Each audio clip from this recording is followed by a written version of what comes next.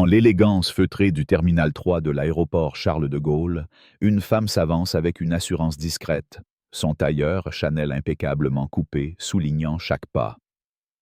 Camille Dubois, 46 ans, est une figure invisible pour la foule qui l'entoure, mais une titan dans l'ombre du monde des affaires. Fondatrice et PDG d'Horizon Voyage, elle règne sur un empire de logistique de voyage qui décide du sort des compagnies aériennes internationales. Aujourd'hui, elle n'est pas là pour un voyage d'agrément, mais pour un test. Un test qui pourrait sceller l'avenir d'Air Étoile, une compagnie aérienne au bord de la faillite, en quête désespérée d'un contrat de 5,5 milliards d'euros avec Horizon Voyage. Ce contrat, c'est la promesse de 8 années de réservation exclusive pour les cadres des plus grandes entreprises mondiales, un souffle vital pour une compagnie asphyxiée par ses dettes. Mais Camille, fidèle à ses principes, ne signe jamais sans éprouver elle-même le service. Pas de jet privé aujourd'hui, pas de cortège ostentatoire.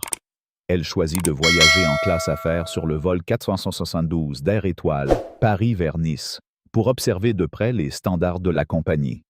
Ce qu'elle ignore, c'est que ce vol va devenir le théâtre d'une erreur monumentale, une humiliation publique qui marquera l'histoire de l'aviation. Camille s'approche du comptoir de l'enregistrement prioritaire, son passeport et son billet électronique déjà en main. L'agent d'accueil, une jeune femme aux lèvres pincées et aux chignons tirés, lève à peine les yeux de son écran.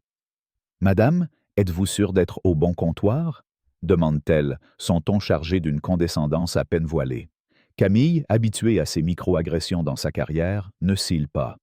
« Oui, je suis au comptoir de la classe affaires », répond-elle calmement en posant ses documents sur le comptoir de marbre.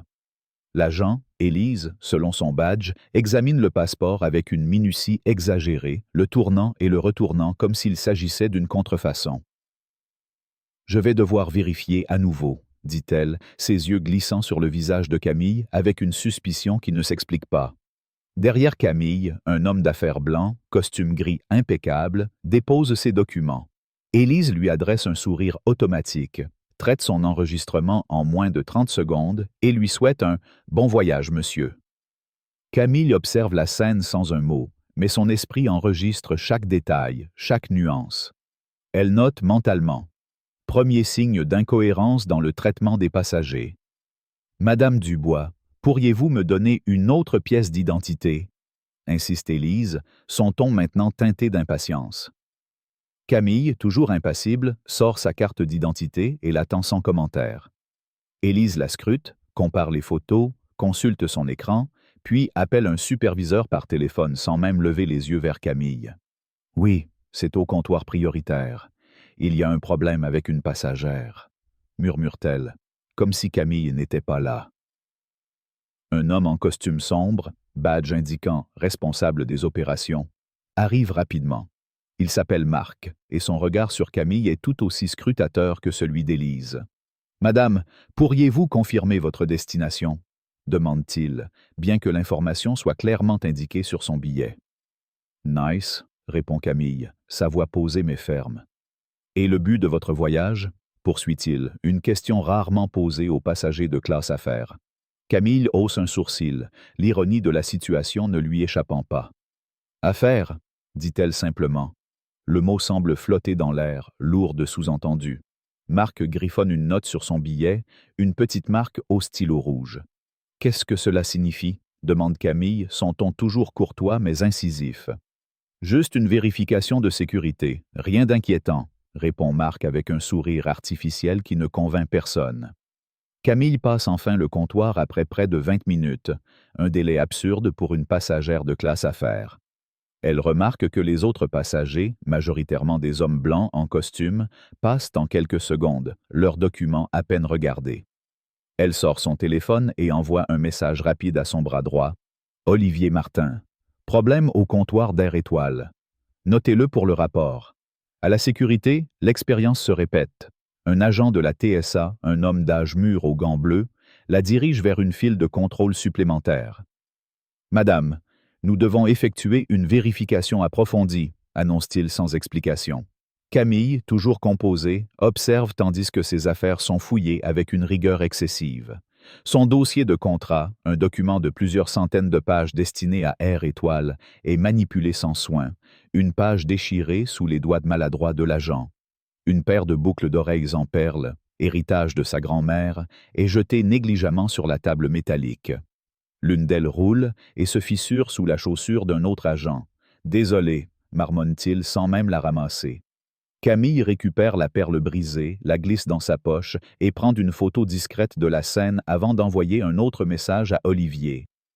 Dommage matériel à la sécurité. Documenté. Arrivé à la porte d'embarquement, Camille attend avec les autres passagers de classe affaires. L'ambiance est détendue, les conversations légères sur le CAC 40 ou les derniers matchs de football. Personne ne lui adresse la parole, bien qu'elle sente les regards furtifs des hommes d'affaires autour d'elle. Lorsqu'elle présente son billet à l'agent de la porte, une femme nommée Claire, celle-ci scanne le document, puis s'arrête. Elle regarde Camille, puis l'écran, puis Camille à nouveau. « Classe affaires ?» demande-t-elle, comme si les mots eux-mêmes étaient improbables.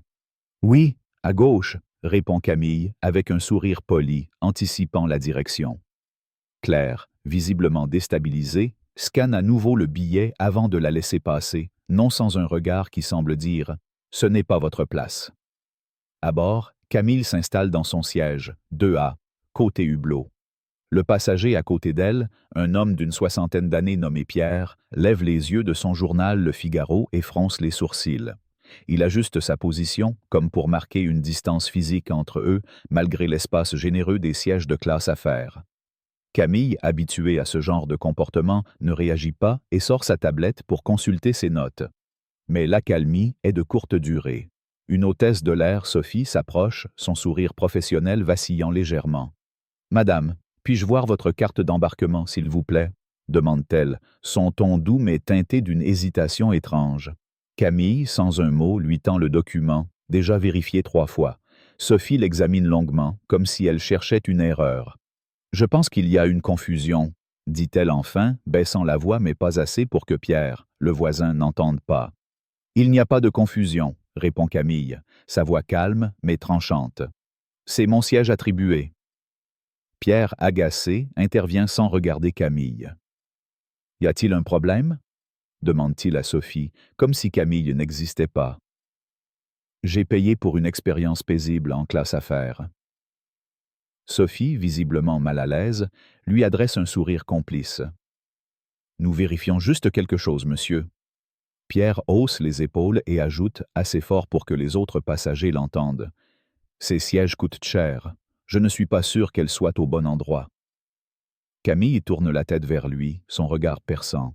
« Monsieur, je connais le prix de ce siège, de cette tablette, de cette montre, et surtout, le prix de mon temps, qui est gaspillé par ces interruptions. » Pierre cligne des yeux, déstabilisé par sa répartie, mais ne répond pas. Sophie, gênée, murmure. « Votre carte semble en règle, mais notre système indique une anomalie. Puis-je prendre une photo pour vérification ?» Camille arque un sourcil.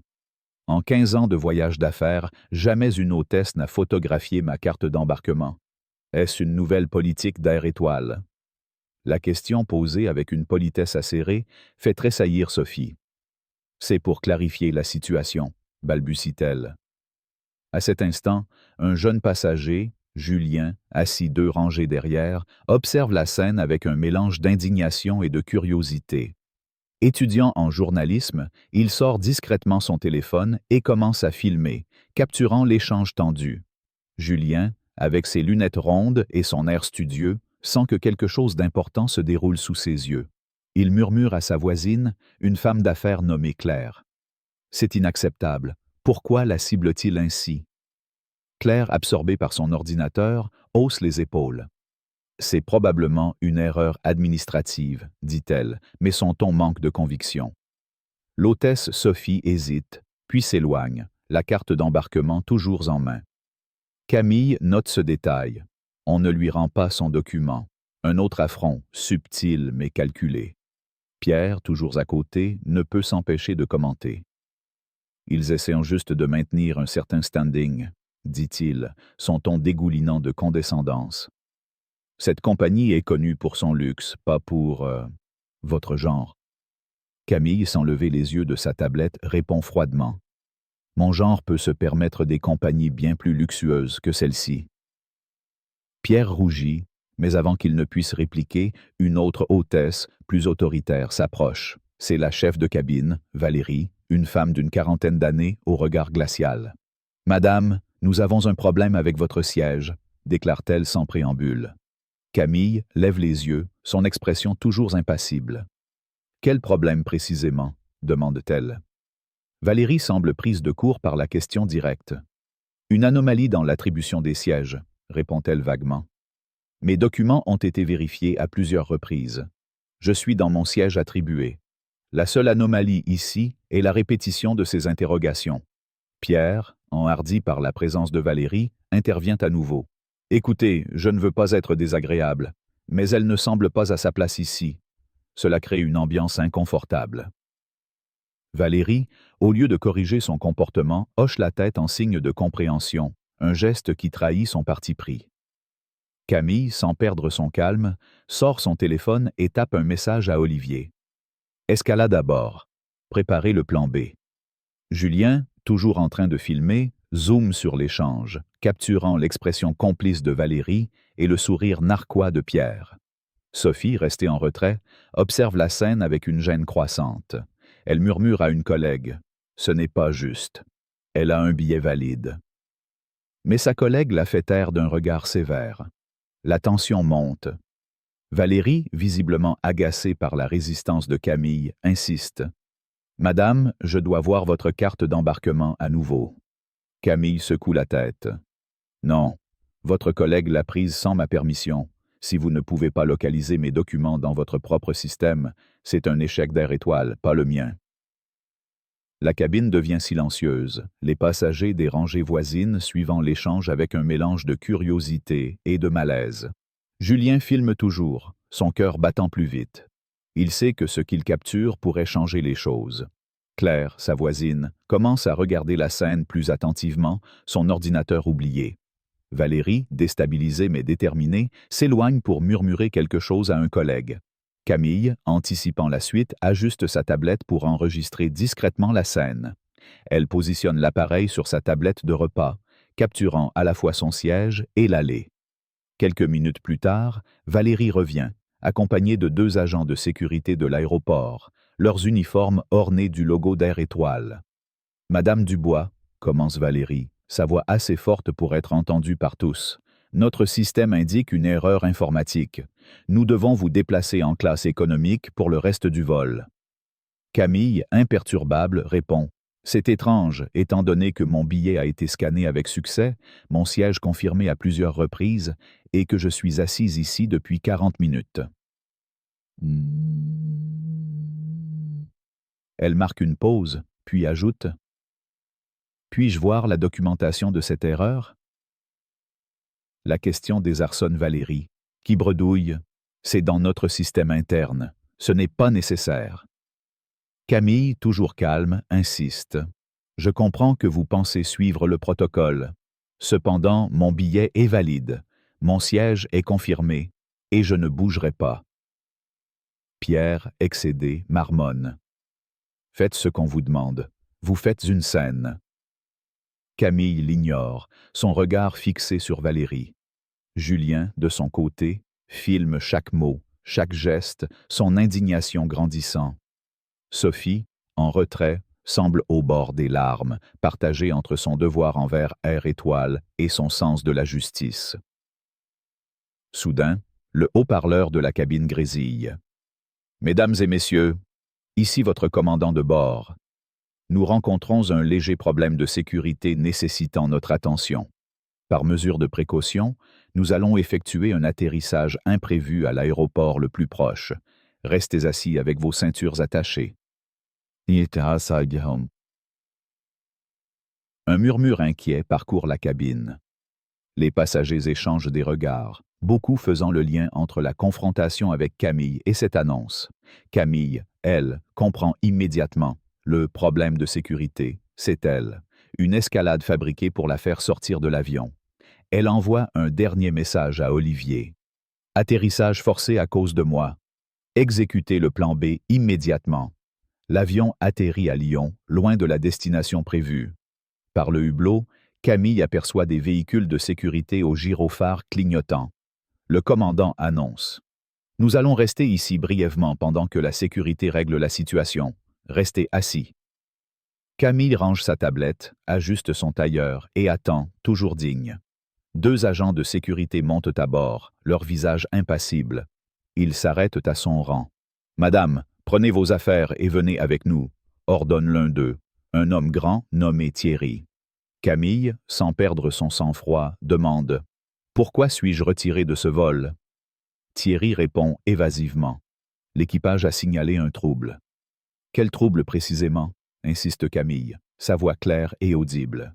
L'agent esquive: « Nous en discuterons hors de l'avion. Levez-vous maintenant. » Camille, voyant leur détermination, se lève avec une grâce étudiée, mais les agents saisissent ses bras avec une force inutile.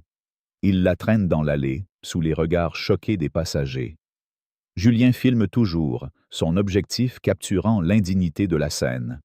Sophie, incapable de supporter la situation, détourne les yeux, une larme roulant sur sa joue.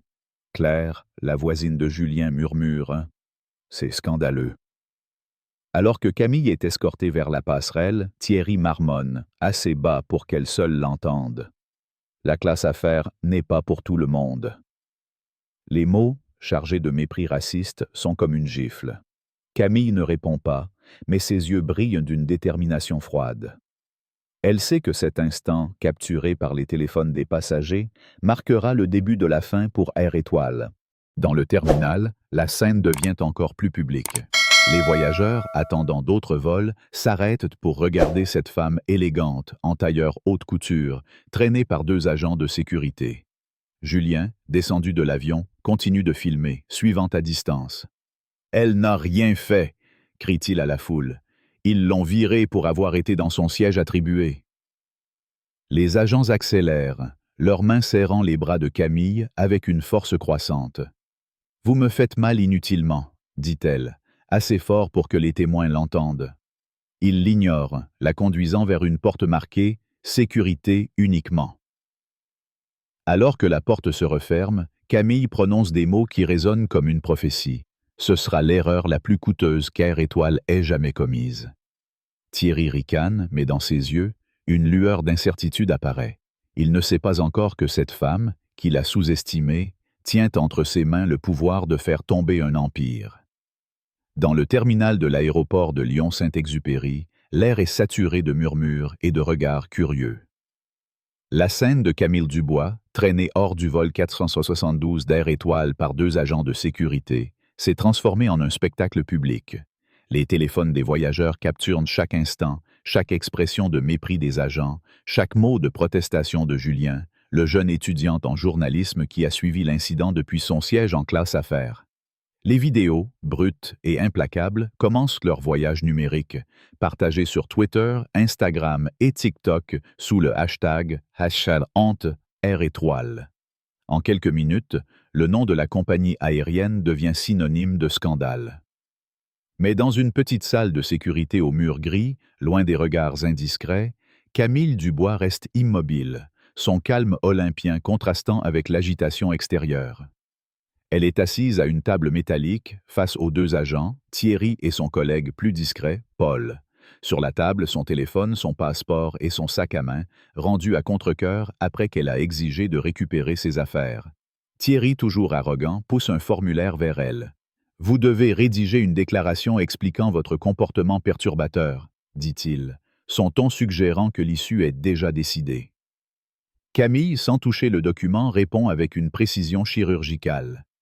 Selon les réglementations de l'aviation civile française, un passager détenu pour des raisons non criminelles a le droit de communiquer avec l'extérieur. Je souhaite passer un appel. Les agents échangent un regard, déstabilisés par sa connaissance des règles. Thierry ricane, mais son assurance vacille. « Et à qui une femme comme vous doit-elle parler si urgemment ?»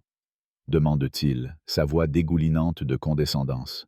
Camille, sans un battement de cils, répond: « Vous n'avez aucune idée. » Elle pose son téléphone au centre de la table, le met en mode haut-parleur et compose un numéro. Après 2 sonneries, une voix masculine, nette et professionnelle répond.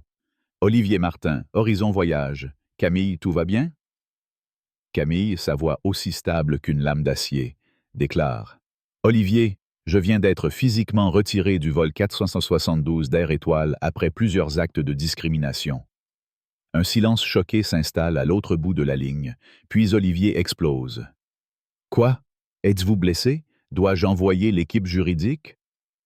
Camille le coupe, son ton sans appel. Ce que je veux, c'est que vous exécutiez le plan B.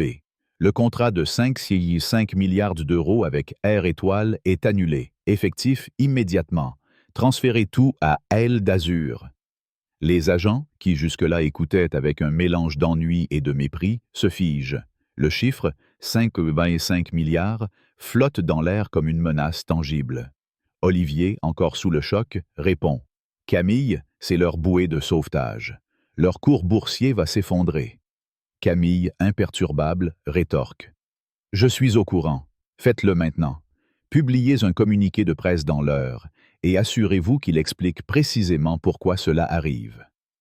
Massimissime, Dasu, ya. Thierry, dont le rictus s'est effacé, fixe le téléphone comme s'il venait de voir un fantôme. Paul, plus nerveux, touche son talkie-walkie, hésitant à contacter ses supérieurs. Pendant ce temps, à l'extérieur, Julien, l'étudiant en journalisme, ne perd pas une seconde. Il a téléchargé ses vidéos sur Twitter, accompagné d'un texte cinglant. Une femme noire en classe affaires, humiliée et traînée hors d'un vol d'Air Étoile pour avoir occupé son siège légitime. Honte, Air Étoile. Les retweets affluent, les commentaires s'enflamment. Une journaliste locale, Amélie Lefebvre, repère la publication alors qu'elle attend un vol pour Paris. Amélie, une avocate de 30 ans spécialisée dans les droits des consommateurs, sent une opportunité. Elle contacte Julien via un message privé. « Je peux aider à amplifier cette histoire. Avez-vous d'autres preuves? » Julien, enthousiaste, lui envoie les vidéos brutes et accepte de témoigner. Amélie, avec son instinct de justicière, commence à fouiller dans les archives publiques. Air Étoile a déjà été accusé de discrimination par le passé, mais les plaintes ont été étouffées. Elle note dans son carnet « Affaire Dubois, potentiel pour une action collective ». À bord du vol 472, toujours immobilisé à Lyon, Sophie, l'hôtesse de l'air qui avait tenté d'intervenir timidement, est rongée par la culpabilité. Dans la galerie, elle confie à une collègue, Marie. Ce qu'on a fait à cette femme, c'était injuste. Elle n'a rien fait de mal. Marie, plus pragmatique, hausse les épaules. Sophie, on suit les ordres. Si tu parles, tu perds ton job. Mais Sophie, dont la conscience s'agite, ne peut s'empêcher de repenser au regard digne de Camille, à sa résistance calme face à l'humiliation. Elle sort son téléphone et envoie un message anonyme à un groupe WhatsApp de collègues. Quelqu'un d'autre trouve-t-il que ce qui s'est passé aujourd'hui était inacceptable? Elle n'attend pas de réponse immédiate, mais ce message marque le début d'une fracture dans l'équipage. Au siège d'Air Étoile, à Roissy, l'ambiance est chaotique. Dans la salle de conférence vitrée surplombant les pistes, Philippe Laurent, le PDG, hurle sur son équipe. « Comment ça, Horizon Voyages a annulé le contrat ?» s'écrie-t-il, son visage rouge de colère. « Ce contrat devait être signé demain. 8 mois de négociations. » La directrice de la communication, Claire Dubois, sans lien avec Camille, tient une tablette tremblante. « Monsieur, Horizon Voyager vient de publier un communiqué. Ils rompent toute négociation en raison d'un traitement discriminatoire systémique de leur PDG, Camille Dubois, sur le vol 472 ce matin. » Philippe, abasourdi, répète. « Camille Dubois était sur notre vol ?» Le directeur des opérations, François, fait pivoter son ordinateur portable vers lui. « Regardez ça. » Sur l'écran, les vidéos de Julien défilent. Camille interrogée au comptoir, Camille confrontée à son siège, Camille traînée dans l'allée, le commentaire raciste de Thierry. Chaque clip est plus accablant que le précédent.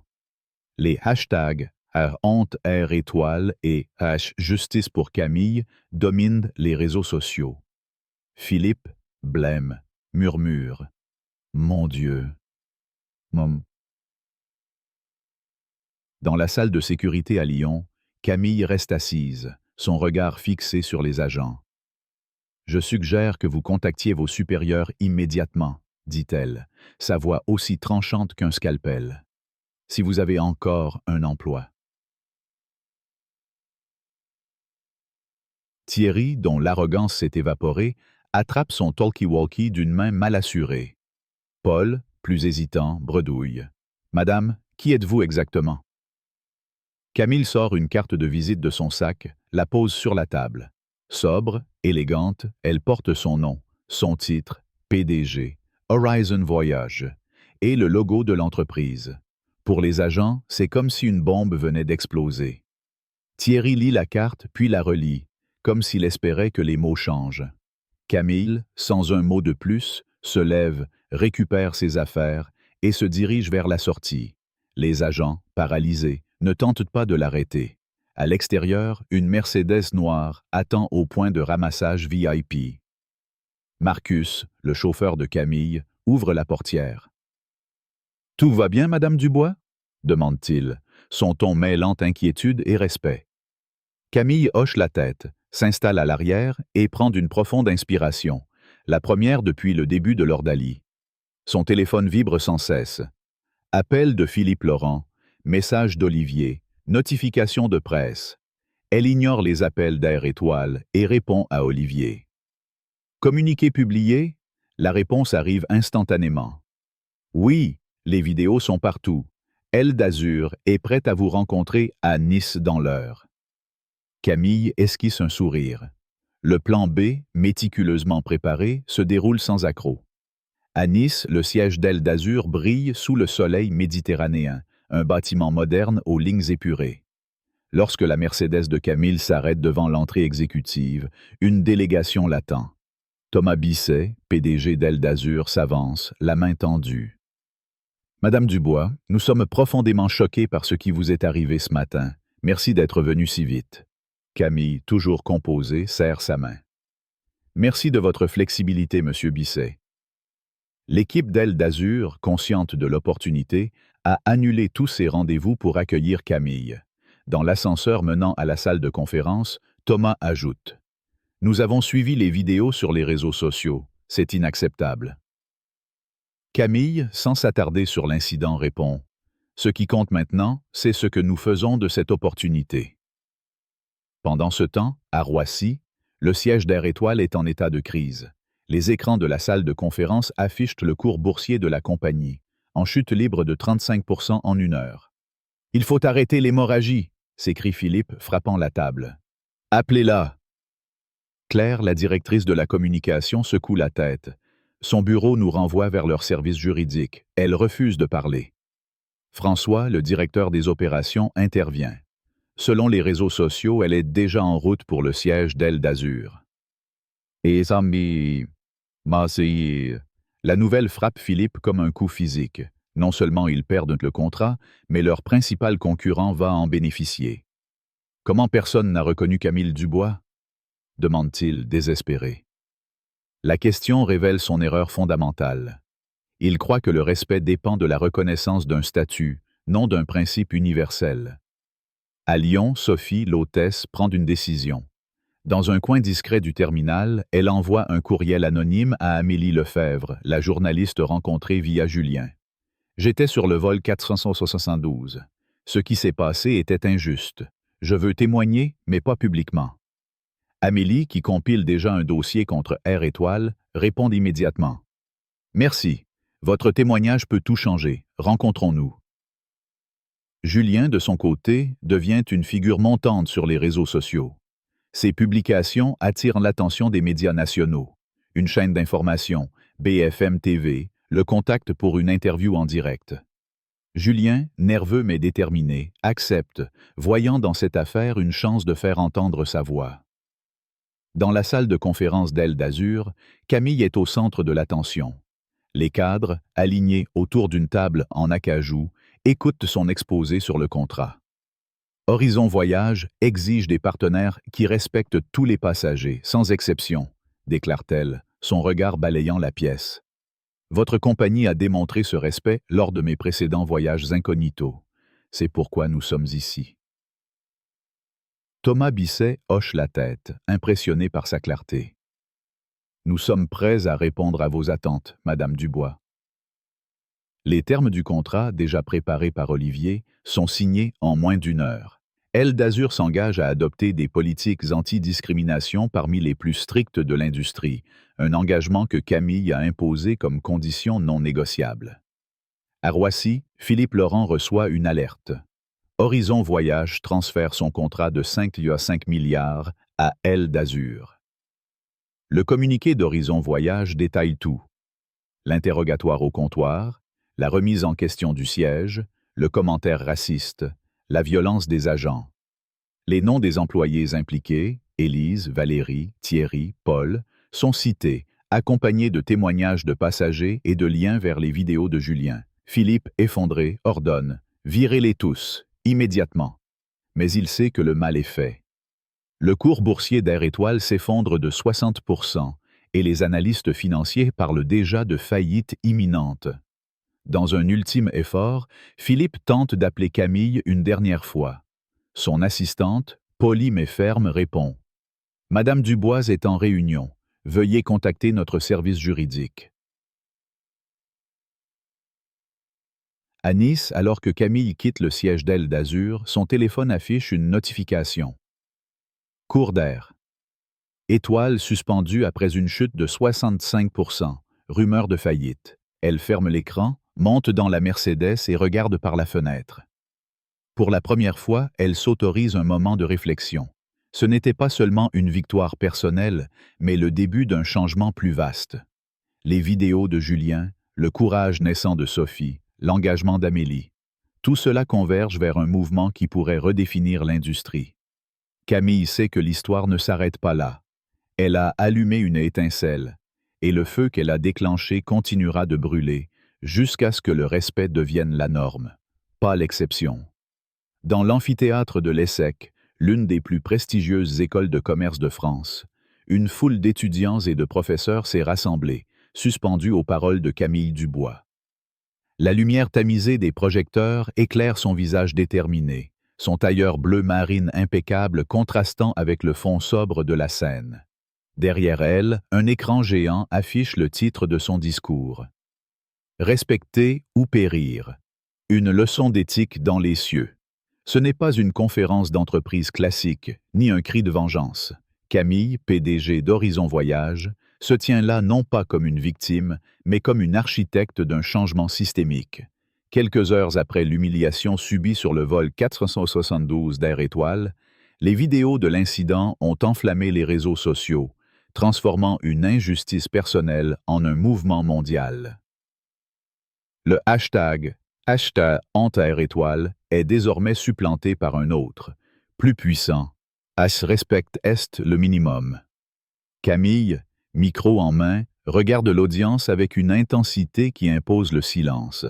Ce qui s'est passé sur ce vol n'était pas un incident isolé, commence-t-elle, sa voix claire et posée résonnant dans la salle. C'était la manifestation visible d'un préjugé qui touche des milliers de voyageurs chaque jour, dans chaque compagnie aérienne. La différence, c'est que la plupart d'entre eux n'ont pas le pouvoir de riposter en annulant un contrat de 5,5 milliards d'euros. Un murmure d'approbation parcourt l'Assemblée, ponctué de regards admiratifs. Les étudiants, crayons en main, notent chaque mot, conscients qu'ils assistent à une leçon d'histoire en train de s'écrire. Camille poursuit, détaillant chaque étape de son calvaire. L'interrogatoire humiliant au comptoir d'enregistrement, les vérifications répétées de son billet en classe affaires, le commentaire raciste de l'agent de sécurité Thierry, et enfin son expulsion physique de l'avion. Ces actes n'étaient pas des erreurs aléatoires, dit-elle, son ton aussi tranchant qu'un scalpel. Ils reflétaient une hypothèse implicite, qu'une femme noire, même en tailleur Chanel, ne pouvait pas légitimement occuper un siège en classe affaires. Cette hypothèse a coûté à Air Étoile tout ce qu'ils avaient, mais le véritable coût est payé chaque jour par des passagers qui n'ont ni la plateforme ni le pouvoir de faire entendre leur voix. Dans l'audience, une jeune étudiante, Aïssa, d'origine sénégalaise, essuie discrètement une larme. Elle se reconnaît dans l'histoire de Camille, se souvenant d'un voyage où elle avait été scrutée avec suspicion à un comptoir d'aéroport. À côté d'elle, son camarade, Lucas, griffonne dans son carnet. Camille Dubois, un modèle de leadership éthique. L'amphithéâtre, d'ordinaire lieu de débats académiques, vibre d'une énergie nouvelle, celle d'une génération qui voit en Camille une inspiration pour défier les injustices. À des kilomètres de là, le siège d'Air Étoile à Roissy est plongé dans le chaos. Les écrans de la salle de crise affichent un graphique dévastateur. Le cours boursier de la compagnie a chuté de 78% en moins de 24 heures, et la Bourse de Paris a suspendu les échanges pour éviter un effondrement total. Philippe Laurent, le PDG, est assis à l'extrémité d'une table en acajou, les yeux hagards, son costume froissé témoignant d'une nuit sans sommeil. Autour de lui, l'équipe exécutive tente désespérément de limiter les dégâts. Claire Dubois, la directrice de la communication, lit à haute voix un communiqué préparé à la hâte. Air Étoile présente ses excuses les plus sincères à Madame Camille Dubois pour le traitement inacceptable qu'elle a subi sur le vol 472. Cet incident ne reflète pas nos valeurs. Nous prenons des mesures immédiates pour sanctionner les responsables et réviser nos formations. Mais les mots sonnent creux. Les analystes financiers, sur les plateaux de BFM TV et de France 24, parlent déjà de faillite imminente. Air Étoile avait besoin de ce contrat pour survivre, commente un expert, son ton grave. C'est une catastrophe sans précédent. Philippe, accablé, ordonne une dernière tentative pour contacter Camille. Son assistante secoue la tête. Son bureau nous renvoie toujours au service juridique. Elle ne parlera pas. À Nice, dans les bureaux modernes d'Aile d'Azur, Camille conclut une réunion historique. Le contrat de 5,5 milliards d'euros, signé la veille avec Thomas Bisset, le PDG de la compagnie, marque un tournant. Non seulement Aile d'Azur a sécurisé le plus gros contrat de transport d'entreprise de l'histoire de l'aviation, mais ils se sont engagés à adopter des politiques anti-discrimination parmi les plus progressistes de l'industrie. Camille, debout à la tête de la table de conférence, regarde les cadres alignés devant elle. « Ce contrat n'est pas seulement une transaction financière, » déclare-t-elle. « C'est un engagement à traiter chaque passager avec dignité, qu'il soit en classe économique ou affaires, qu'il soit blanc, noir, riche ou modeste. » Thomas hoche la tête, impressionné par sa vision. « Madame Dubois, nous ferons tout pour être à la hauteur de vos attentes. » À l'extérieur de la salle, une équipe de communication d'Aile d'Azur travaille déjà à promouvoir cette nouvelle ère, publiant des communiqués vantant leur engagement pour l'égalité. Les réseaux sociaux, encore enflammés par l'affaire Air Étoile, saluent la décision de Camille. Un tweet viral d'un passager déclare « Aile d'Azur gagne gros en respectant les gens. Air Étoile paie le prix de l'arrogance. HR respecte est le minimum. » Pendant ce temps, Julien, l'étudiante en journalisme, est devenu une figure médiatique. Son témoignage sur BFM TV, où il a partagé les vidéos de l'incident, a attiré l'attention internationale.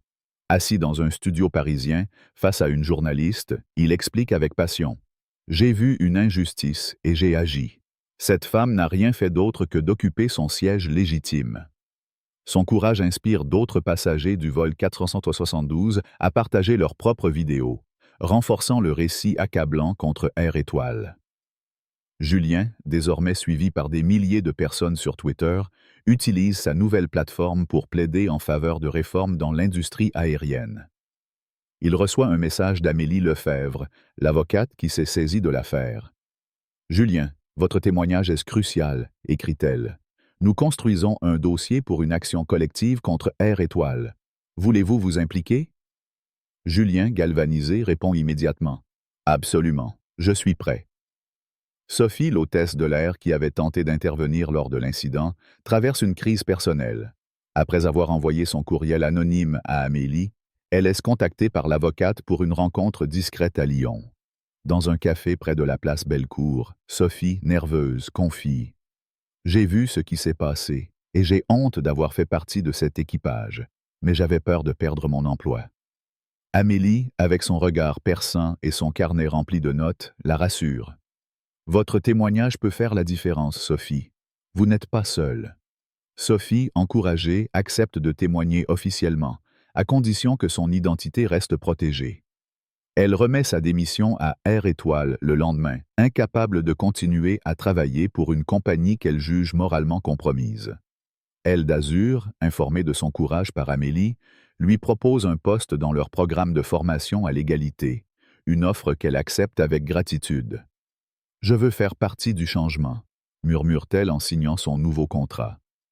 À l'ESSEC, Camille termine son discours par une note d'espoir. « Ce qui s'est passé sur ce vol m'a rappelé une vérité essentielle, » dit-elle, son regard balayant l'audience. Le pouvoir ne vient pas seulement de l'argent ou des titres, mais de la capacité à transformer une injustice en un catalyseur pour le bien. Elle annonce la création d'un programme de mentorat par Horizon Voyages, destiné aux jeunes femmes noires aspirant à des carrières dans les affaires. « Chaque année, je mentorerai personnellement 5 d'entre elles, » déclare-t-elle, provoquant une ovation debout. Aïssa, l'étudiante sénégalaise, se lève, les yeux brillants. « Madame Dubois, » lance-t-elle depuis l'audience, « vous êtes une inspiration, je veux être comme vous. » Camille sourit, un rare moment de chaleur dans son expression habituellement réservée. « Alors, travaillez dur, Aïssa, et ne laissez jamais personne vous dire que vous n'appartenez pas à la table. » Quelques semaines plus tard, Camille embarque sur un vol Aile d'Azur de Paris à New York. Lorsqu'elle s'approche du comptoir de la classe affaires, l'agent, une jeune femme nommée Clara, la salue par son nom avant même qu'elle ne présente ses documents. « Bonjour, Madame Dubois. C'est un honneur de vous accueillir. » Aucun regard suspicieux, aucune vérification excessive. Le service est fluide, professionnel, empreint d'un respect authentique. À l'aéroport, des panneaux fraîchement installés proclament « Chaque passager mérite dignité et respect. » Si vous êtes témoin d'un traitement inégal, contactez notre équipe de défense des passagers. Un QR code renvoie à un système de signalement, une initiative issue du contrat signé avec Horizon Voyages. Camille, en s'installant dans son siège 2A, observe l'équipage. Leur comportement est irréprochable, leur service uniforme envers tous les passagers, sans distinction de race ou de genre. Elle note l'absence des micro-agressions qu'elle a documentées tout au long de sa carrière. Un sourire discret éclaire son visage. Le changement qu'elle a initié est tangible. L'industrie aérienne, secouée par la chute d'Air Étoile, a entamé une transformation. 3 semaines après la perte du contrat, Air Étoile a déposé le bilan sous le régime de la sauvegarde judiciaire. 2 mois plus tard, ses actifs ont été rachetés à vil prix par Aile d'Azur, et la marque Air Étoile a disparu des cieux, reléguée à une note de bas de page dans l'histoire de l'aviation. Les employés impliqués dans l'incident, Élise, Valérie, Thierry, Paul, ont été licenciés et se retrouvent infréquentables dans l'industrie. Thierry, l'agent qui avait fait le commentaire raciste, travaille désormais comme vendeur dans un magasin d'électronique à la périphérie de Lyon, son passé le poursuivant comme une ombre. Mais pour Camille, l'histoire ne s'arrête pas à la chute d'Air Étoile. Elle a canalisé l'attention médiatique pour créer un impact durable. Le programme de mentorat d'Horizon Voyages attire des candidates du monde entier, et Camille passe des soirées à lire leurs candidatures, sélectionnant celles qui montrent la même détermination qu'elle a eue à ses débuts. Amélie Lefebvre, l'avocate, remporte une victoire juridique majeure. Son action collective contre Air Étoile aboutit à des indemnisations pour des dizaines de passagers victimes de discriminations similaires. Son travail attire l'attention des médias, et elle devient une figure respectée dans la défense des droits des consommateurs. Julien, quant à lui, poursuit ses études de journalisme avec une nouvelle mission: utiliser les médias pour dénoncer les injustices. Il lance un blog, Les Voix du ciel, où il documente les expériences des passagers et les réformes dans l'aviation. Sophie, désormais formatrice chez Aile d'Azur, développe un programme de sensibilisation à l'égalité qui devient un modèle pour d'autres compagnies. Les plaintes pour discrimination dans l'industrie chutent de 45% dans les 6 mois suivant l'incident, un progrès attribuable à la pression exercée par le mouvement « Respect Est le minimum ». Alors que l'avion d'Aile d'Azur s'élève dans le ciel, Camille regarde par le hublot, les lumières de Paris s'estompant sous les nuages. Son téléphone vibre avec une notification. une invitation à prendre la parole lors d'une conférence internationale sur l'éthique en entreprise. Elle accepte, sachant que chaque discours, chaque action renforce le changement qu'elle a amorcé. Ce qui avait commencé comme une humiliation publique s'est transformé en une révolution silencieuse. Les compagnies aériennes, poussées par la peur de devenir le prochain Air Étoile ou par une véritable prise de conscience, placent désormais la dignité des passagers au cœur de leurs priorités. Camille ferme les yeux, un sentiment de paix l'envahissant. Elle n'a pas seulement gagné une bataille contre une compagnie défaillante, elle a redéfini les règles du jeu, prouvant qu'une femme, noire, puissante, peut changer le monde, un vol à la fois. L'histoire de Camille Dubois, telle que racontée dans L'erreur la plus coûteuse d'Air Étoile, est bien plus qu'un simple récit d'injustice ou de revanche. C'est une parabole moderne sur le pouvoir, la dignité et la responsabilité collective dans un monde où les préjugés persistent, souvent masqués sous des apparences de professionnalisme. En tant que Français, profondément attachés aux valeurs de liberté, égalité, fraternité, cette histoire résonne comme un rappel vibrant de ce que ces idéaux signifient dans la pratique quotidienne. Elle nous pousse à réfléchir sur nos propres comportements, sur les systèmes dans lesquels nous évoluons, et sur la manière dont nous pouvons, chacun à notre niveau, contribuer à un monde plus juste. À travers l'expérience de Camille, plusieurs leçons essentielles émergent, applicables non seulement dans l'industrie aérienne, mais dans tous les aspects de notre vie sociale et professionnelle. Premièrement, l'histoire de Camille met en lumière l'omniprésence des préjugés implicites. Dans un pays comme la France, où l'égalité est inscrite dans la Constitution, il est troublant de constater que des discriminations basées sur la race ou l'apparence persistent, même dans des contextes aussi banals qu'un comptoir d'aéroport. Camille, en dépit de son statut de PDG, de son élégance et de son assurance, a été jugée non pas sur ses mérites, mais sur des stéréotypes. Cela nous rappelle que les préjugés ne sont pas toujours des actes ostentatoires de racisme. Ils se manifestent souvent dans des micro-agressions, comme un regard suspicieux, une vérification excessive ou une remarque condescendante. En tant que citoyens français, nous valorisons la politesse et le respect dans les interactions sociales. Pourtant, cette histoire nous invite à examiner nos propres réflexes. Combien de fois avons-nous, consciemment ou non, jugé quelqu'un sur son apparence? La leçon ici est claire. Nous devons cultiver une vigilance constante envers nos biais, en nous demandant si nos actions reflètent véritablement les valeurs d'égalité que nous proclamons.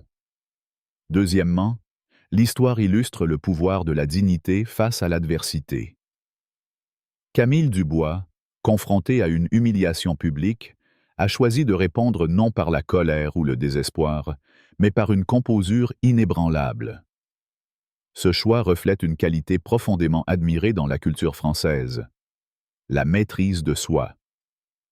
Dans la littérature et la philosophie française, de Montaigne à Sartre, l'idée de préserver sa dignité face aux épreuves est célébrée comme une forme de force intérieure. Camille incarne cette vertu, transformant une situation d'oppression en une opportunité de démontrer sa puissance. Pour nous, cela signifie qu'en tant qu'individus, nous pouvons choisir comment réagir face à l'injustice. Plutôt que de céder à l'émotion brute, nous pouvons, comme Camille, canaliser notre énergie pour créer un impact positif. Cela peut se traduire par une parole posée dans une réunion, une action juridique, ou même un simple geste de solidarité envers quelqu'un qui subit une injustice. Troisièmement, l'histoire souligne l'importance de l'action collective. Julien, l'étudiant en journalisme, Sophie, l'hôtesse de l'air, et Amélie, l'avocate, ont tous joué un rôle crucial en amplifiant l'histoire de Camille. Julien a utilisé la technologie moderne, un outil omniprésent dans notre société connectée, pour documenter l'injustice, prouvant que chacun, même un étudiant, peut faire une différence. Sophie, en surmontant sa peur de perdre son emploi, a choisi de défendre ce qui est juste, reflétant l'idéal français de fraternité. Amélie, avec son expertise juridique, a transformé un incident isolé en un mouvement plus large. En France, où les manifestations et les mouvements citoyens font partie intégrante de la culture, cette histoire nous rappelle que le changement ne vient pas seulement des puissants. Chaque voix compte, chaque action, aussi petite soit-elle, peut contribuer à un mouvement plus vaste. Nous pouvons appliquer cela dans nos vies en soutenant ceux qui sont marginalisés, en dénonçant les injustices que nous voyons ou en utilisant nos compétences pour défendre une cause. Enfin, l'histoire de Camille nous enseigne le pouvoir du leadership éthique. En annulant le contrat avec Air Étoile et en imposant des standards d'égalité à Aile d'Azur, Camille a utilisé son influence pour redéfinir les normes d'une industrie entière. En France, où les entreprises sont de plus en plus scrutées pour leurs responsabilités sociales, ce type de leadership résonne profondément. Les Français valorisent les leaders qui allient compétences et intégrité, comme en témoignent des figures historiques comme Simone Veil ou des entrepreneurs modernes qui prônent la durabilité. Pour nous, cela signifie que, quel que soit notre rôle, employé, manager, étudiant ou citoyen, nous pouvons utiliser notre position pour promouvoir des valeurs justes. Cela peut être aussi simple que de défendre un collègue victime de discrimination ou de pousser pour des politiques plus inclusives dans notre environnement de travail. En conclusion, l'histoire de Camille Dubois est un appel à l'action. Elle nous rappelle que l'égalité n'est pas un concept abstrait, mais une pratique quotidienne qui exige courage, vigilance et solidarité.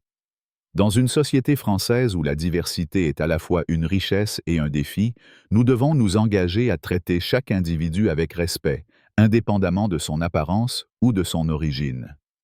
Les leçons de Camille: surmonter les préjugés, préserver sa dignité, agir collectivement et diriger avec éthique sont des guides pour construire un avenir plus juste. Que nous soyons dans un aéroport, un bureau ou une salle de classe, nous avons tous le pouvoir de changer les choses, un geste à la fois. Si cette histoire vous a touché, si vous croyez en la justice et en la dignité pour tous, alors agissez. Cliquez sur le bouton j'aime pour montrer votre soutien, partagez cette vidéo avec vos amis pour amplifier ce message, et abonnez-vous à notre chaîne pour ne pas manquer d'autres récits inspirants. Laissez un commentaire ci-dessous. Avez-vous déjà été témoin d'une injustice? Comment avez-vous réagi? Ensemble, faisons entendre nos voix pour un monde où le respect est la norme, pas l'exception. Respect est le minimum.